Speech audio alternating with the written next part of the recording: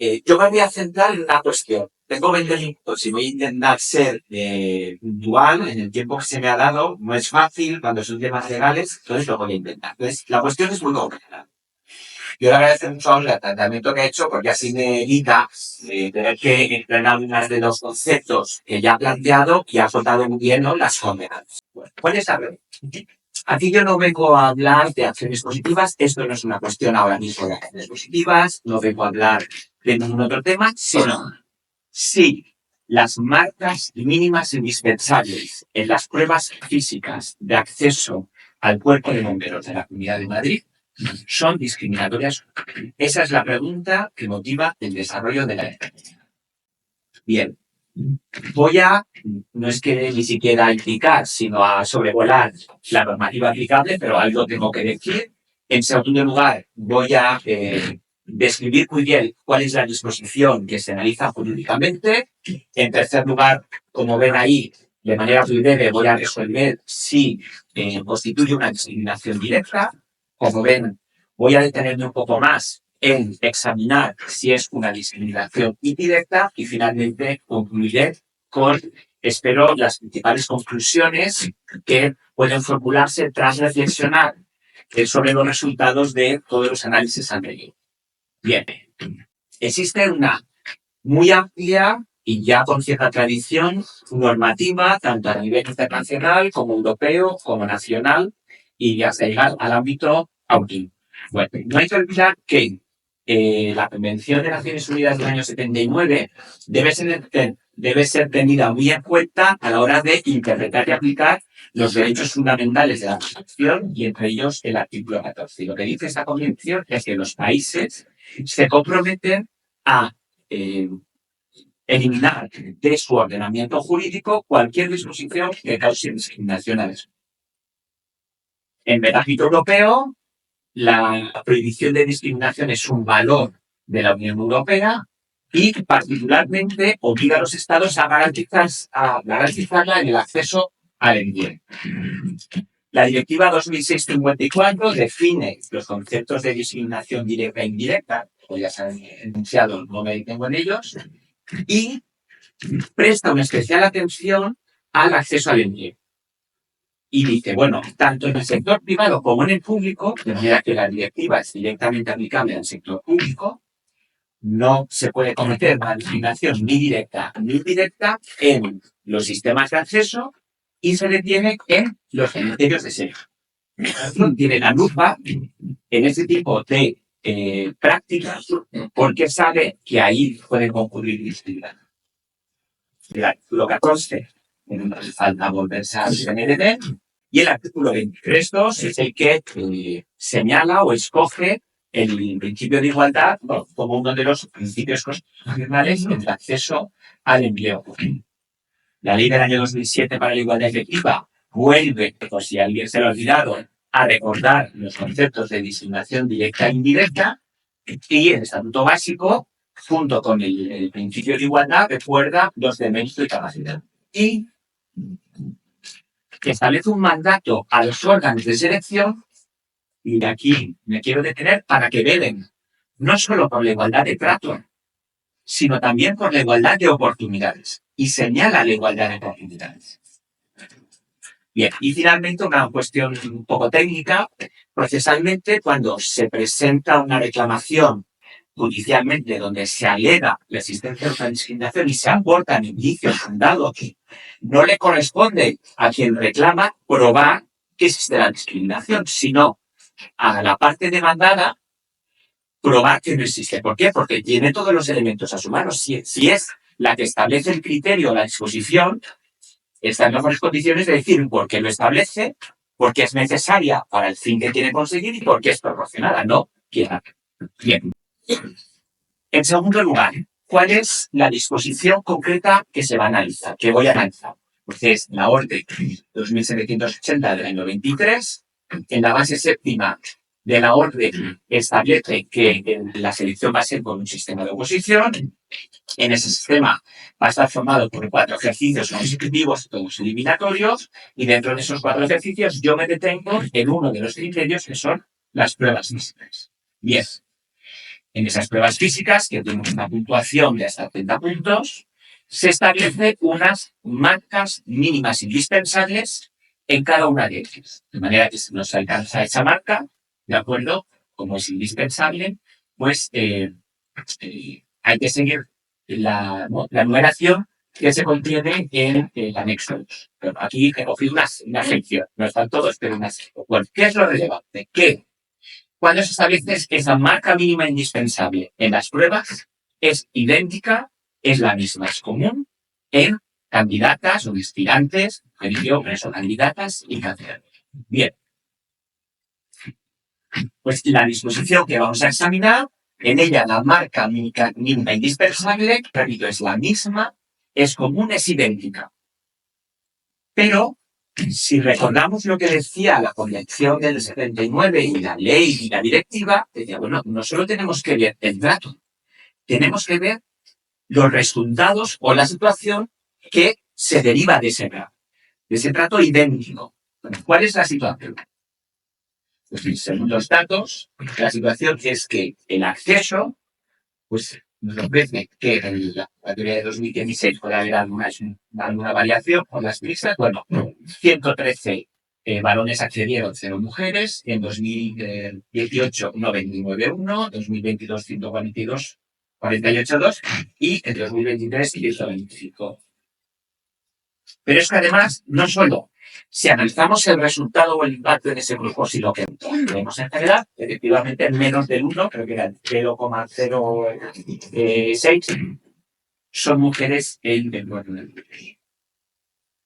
Pues bien, una vez tenemos la disposición analizada y sus resultados, primera pregunta, ¿es una discriminación? ¿Constituye la marca mínima indispensable una discriminación directa? Mi respuesta rotunda, no. ¿Por qué? Porque el trato es el mismo y para que haya una discriminación directa debemos partir de una diferencia de trato. Y aquí esa diferencia no se ve. Ahora bien, ¿existe o constituye una discriminación indirecta? Pues yo espero sostener y aportar argumentos jurídicos para concluir afirmativamente sobre la existencia de censo. Claro, decir sí y no dar razones no se corresponde con el ámbito académico. Así que mi desafío es, de la manera más sencilla posible, poner sobre la mesa esa. Bien.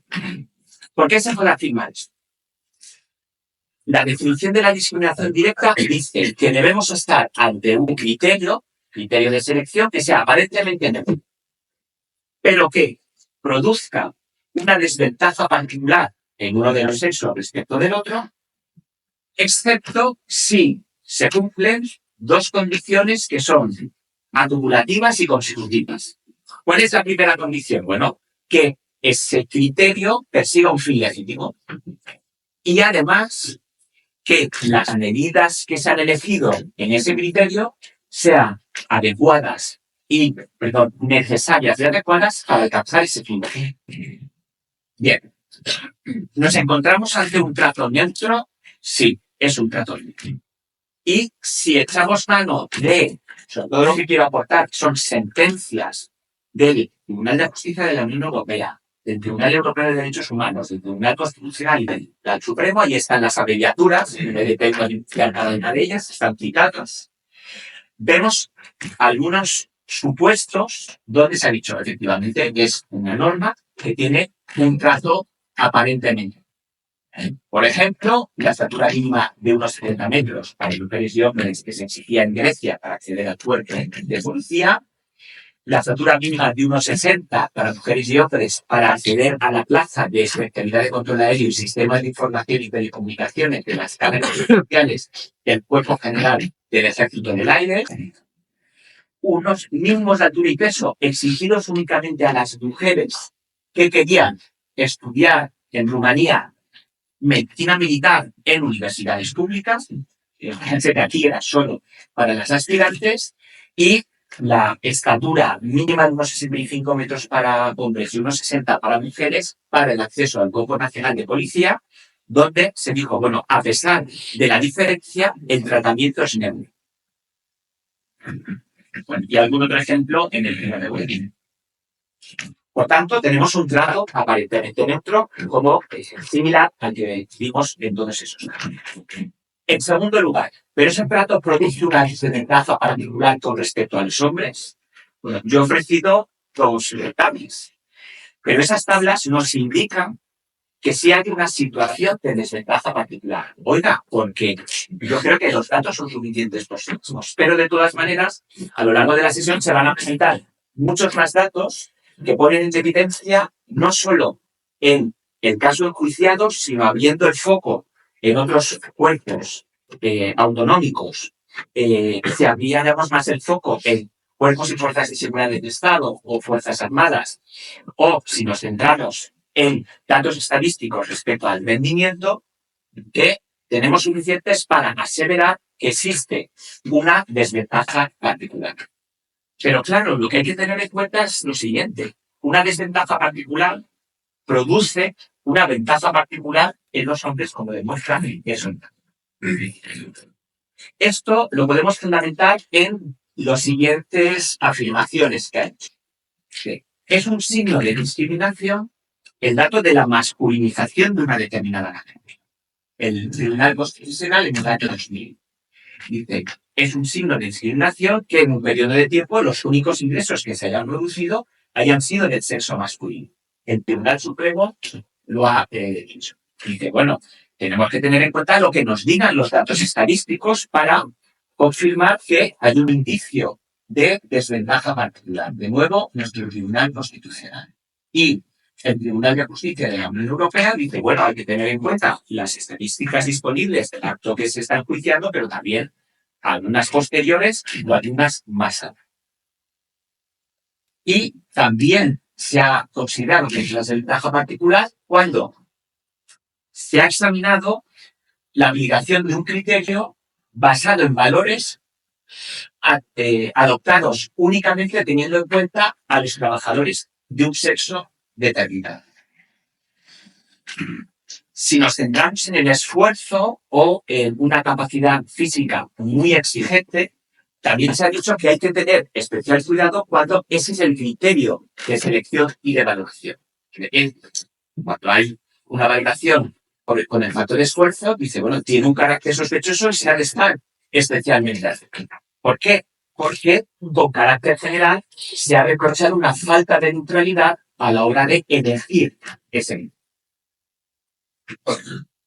Y finalmente, sí que quería contarlo con el tema del plan de igualdad, porque otro indicio que se ha empleado para apreciar esa desventaja particular es cuando quien emplea el criterio incumple los compromisos que se ha asumido.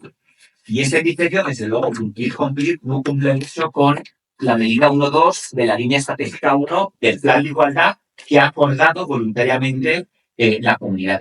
Por lo tanto, un elemento más para afirmar que en este caso es una desventaja particular. Bien, hemos dicho que no había discriminación si se cumplían dos condiciones consecutivas y acumulativas. La primera es que quien utiliza el criterio pueda justificar que persiga un fin legítimo. Bueno, en fines legítimos, para utilizar un criterio que tenga en cuenta el rendimiento. Por ejemplo, se ha utilizado en materia de acceso al cuerpo de bomberos en el asunto Wolf para siempre que ese criterio garantizara el carácter operativo de las funciones, también en el servicio de policía, cuando únicamente se desarrollaban funciones de carácter operativo, para sus misiones militares que requieran una capacidad física por encima de lo que se espera del personal médico de modo ordinario, o para la seguridad. Es decir, el fin es la misma. Pero hemos dicho que no es suficiente, sino que además se ha de justificar que la medida adoptada para alcanzar ese fin es adecuada y necesaria y adecuada. Entonces se ha dicho, o se ha recogido que puede haber, por ejemplo, en la extinción de incendios, la necesidad de que haya una capacidad física excepcionalmente. También en el cuerpo de policía, o si la administración es capaz de justificarlo según las funciones y cometidos. Si lograra esto, entonces no podríamos llegar a esta conclusión. Ahora bien, con lo que tenemos encima de la mesa, ¿qué podemos hacer? que la administración no justifica que la medida es necesaria si se cumplen estos criterios. Si hay funciones que no exigen capacidad física. Si hay funciones que no exigen un esfuerzo físico elevado. Si hay funciones que no exigen capacidades físicas específicas. Si no se es capaz de mostrar una justificación objetiva directamente relacionada con los cometidos correspondientes al cuerpo que le deseen.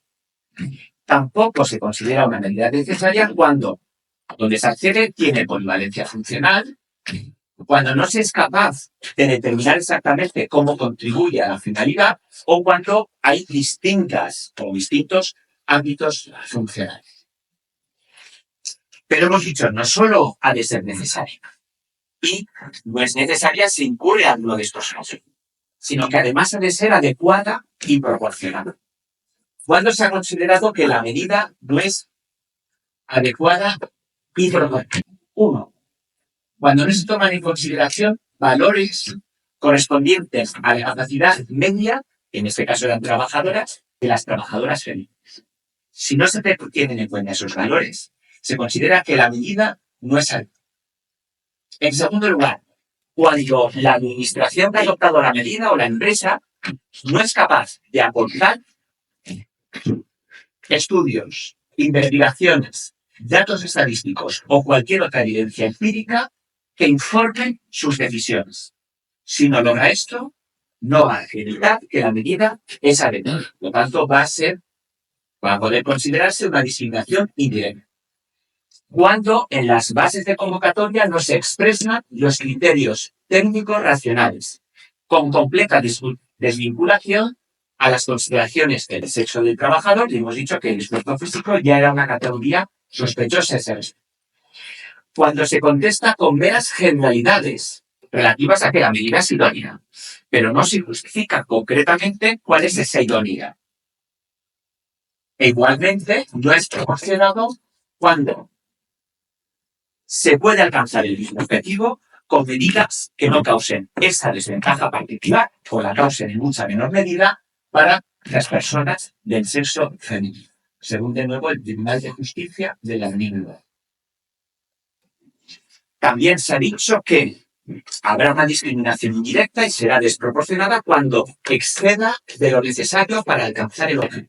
Claro, y la pregunta que surge es, ¿no excede de lo necesario cuando al cabo de un tiempo se superan esas pruebas físicas reducidas a una de ellas y con valores mínimos mucho más elevados? Necesario, que el daño parece que ya ni lo es, por tanto, esto nos permite afirmar que excede más allá de lo necesario y es uno de los criterios que se utiliza para considerar que hay una discriminación. Bien. Vibra el reloj, me quedan 2 minutos y llegamos a conclusión.